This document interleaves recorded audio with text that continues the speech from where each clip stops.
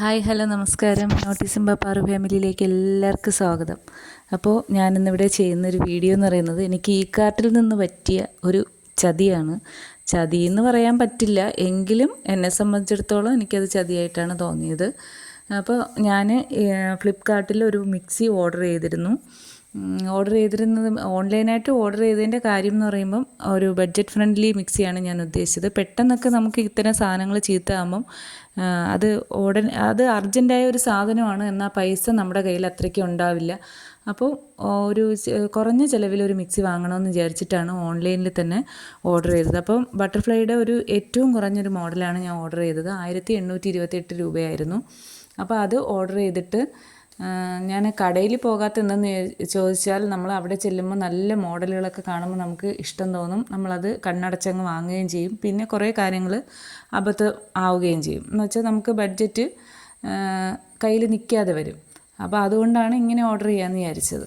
അപ്പോൾ ഇന്നലെ ആയിരുന്നു ഓർഡർ വരേണ്ടിയിരുന്ന ദിവസം, കൊറിയർ വരേണ്ടിയിരുന്ന ദിവസം. അപ്പം രാവിലെ തന്നെ അവൈലബിൾ ആണോ എന്ന് ചോദിച്ചിട്ട് വാട്സപ്പിൽ മെസ്സേജ് വന്നിട്ടുണ്ടായിരുന്നു. അപ്പോൾ അവൈലബിൾ ആണെന്ന് അറിയിച്ചതനുസരിച്ച് സാധനം കിട്ടുമെന്നുള്ള പ്രതീക്ഷയിലാണ് ഞാനിരുന്നത്. അപ്പോൾ ഓഫീസ് അഡ്രസ്സാണ് ഞാൻ കൊടുത്തിരുന്നത്. പക്ഷേ എനിക്ക് ഇന്നലെ പോകാനായിട്ട് കഴിഞ്ഞില്ല.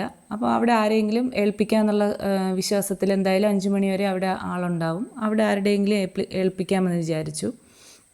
പക്ഷേ അവർ 5 മണി വരെയും വിളിച്ചിട്ടുണ്ടായിരുന്നില്ല. ഒരു 6:30-7 മണി ആവാറായപ്പോൾ അവർ വിളിച്ചിട്ടുണ്ടായിരുന്നു. അപ്പോൾ ഞാനവിടെ ഇല്ല എന്നറിയിച്ചപ്പോഴത്തേക്കും അവർക്ക് ഓർഡർ ക്യാൻസൽ ചെയ്യാനായിട്ട് OTP അയച്ചു കൊടുക്കണമെന്ന് അറിയിച്ചു. അപ്പോൾ എനിക്കത് അർജൻറ്റ് ആയതുകൊണ്ട് തന്നെ ഞാൻ പറഞ്ഞു ഞാൻ അവിടെ എത്തിക്കോളാം, 10 മിനിറ്റ് സമയം വേണം എന്ന് പറഞ്ഞു. അങ്ങനെ ഫോൺ കട്ട് ചെയ്തു. ഞാൻ അവിടെ ചെന്ന് ഏകദേശം 3/4 മണിക്കൂറോളം വെയിറ്റ് ചെയ്തിട്ടും അവർ വിളിച്ചിട്ട് ഫോൺ എടുക്കുകയോ ഇത് തരികയോ ചെയ്തില്ല. അവസാനം ഞാൻ തൊട്ടടുത്ത ജംഗ്ഷനായ വിതിരയിൽ പോയിട്ട് അവിട്ടം ഏജൻസീസിൽ നിന്ന് അതിൻ്റെ തന്നെ തൊട്ടടുത്ത ഒരു മോഡൽ വാങ്ങുകയാണ് ഉണ്ടായത്. അപ്പോൾ അതിലുള്ള ഒരു ബുദ്ധിമുട്ടെന്ന് പറയുമ്പം ഏകദേശം 500 രൂപ എനിക്ക് കൂടുതലായി. നമ്മൾ ഒരു പ്ലാനിങ് എന്ന് പറയുമ്പോൾ ഒരു മാസത്തെ പ്ലാനിങ് ഉണ്ടല്ലോ, അപ്പോൾ അതിൽ 500 രൂപ എന്ന് പറയുമ്പോൾ വലിയ വിലയുള്ളതാണ്. അപ്പോൾ അത് തെറ്റിയതിൻ്റെ ഒരു വിഷമം ഉണ്ടായി. അപ്പോൾ ഈ കാര്യം നിങ്ങളൊന്ന് അറിയിക്കാൻ വേണ്ടിയിട്ടാണ് ഞാൻ ഈ വീഡിയോ ചെയ്തത്.